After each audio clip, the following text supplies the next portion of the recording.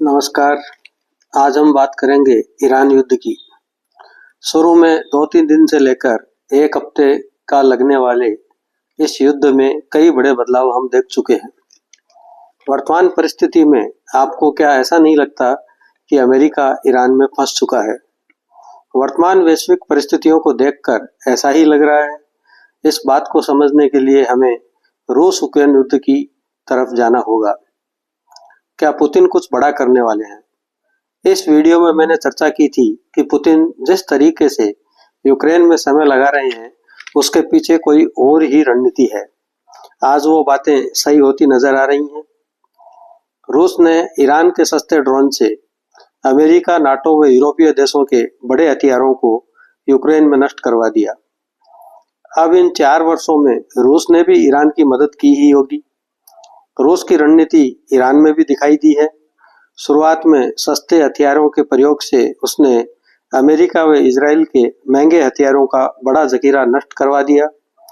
अब Iran ballistic मिसाइलों का प्रयोग कर अमेरिका सहित पूरी दुनिया को चौंका रहा है। ट्रंप ये भी आरोप लगा रहे हैं कि रूस ईरान की मदद कर रहा है। यह बड़ी आशास्पद बात है, क्योंकि अमेरिका यूक्रेन की मदद कर रहा है, ये बात पूरी दुनिया जानती है। जहां तक इजराइल की बात है, वह चारों तरफ से दुश्मनों से घिरा हुआ है। इजराइल पर हमास के हमले के बाद कहा जा सकता है कि मरता क्या न करता, लेकिन अमेरिका का सीधा हस्तक्षेप आश्चर्यजनक है। यह अमेरिका की एक बड़ी रणनीतिक चूक है। श्रीलंका, पाकिस्तान, नेपाल व बांग्लादेश के बाद अमेरिका यह सोच रहा था कि ईरान की जनता चुप रहेगी और हम सत्ता स्थानांतरण कर तेल पर प्रभुत्व बना लेंगे, लेकिन हुआ ठीक उल्टा। कहा यह भी जा रहा है कि शिया सुन्नी के झगड़े में अमेरिका सऊदी अरब के झांसे में आ गया। अब यह भी रूस की ही रणनीति हो सकती है। नाटो व यूरोपीय देशों का अमेरिका के समर्थन में न आना भी अलग ही कहानी कह रहा है। यूक्रेन के चक्कर में इनके सामरिक व आर्थिक संसाधन समाप्ति की ओर हैं, ऐसा लग रहा है।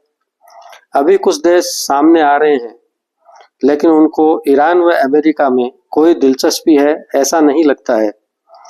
उनको एकमात्र लक्ष्य हार्मुज डमरू मध्य दिखाई दे रहा है। इसके बंद होने से दुनिया के अधिकांश देशों में तेल व गैस का संकट दिखाई देना शुरू हो गया है और यही वैश्विक चिंता है। वेनेजुएला व हाल ही में मेक्सिको की घटनाओं ने अमेरिका की विश्वसनीयता कम की है। ईरान युद्ध में अमेरिका को भारी नुकसान उठाना पड़ा है, सूत्र ऐसा बता रहे हैं। तेल गैस के साथ ही एक बड़ा संकट फर्टिलाइजर का भी सामने आने वाला है। यह संकट पूरे विश्व के साथ अमेरिका को भी बुरी तरह प्रभावित करेगा। इस युद्ध के लिए ट्रंप ने अमेरिकी कांग्रेस से को भी विश्वास में नहीं लिया है। हो सकता है युद्ध कुछ दिनों में बंद हो जाए, लेकिन इसके साइड इफेक्ट 6 से 8 महीने तक पूरी दुनिया को देखने को मिलेंगे। साथ ही ट्रंप का विरोध अमेरिका के अंदर व बाहर भी दिखाई देगा। जहां तक भारत की बात है, हमारी संतुलित विदेश नीति से भारत पर इसका ज्यादा प्रभाव पड़ता दिखाई नहीं देता है, लेकिन लग रहा है कि अमेरिका की मुश्किलें बढ़ने वाली हैं। पुतिन भी इन परिस्थितियों में कोई भी मौका छोड़ने वाले नहीं हैं। अगले 1 से 1.5 बरस में कुछ बड़े आश्चर्यजनक राजनीतिक बदलाव विश्व को देखने को मिल सकते हैं, लेकिन ये अभी भविष्य के गर्भ में है। हमें इंतजार करना होगा।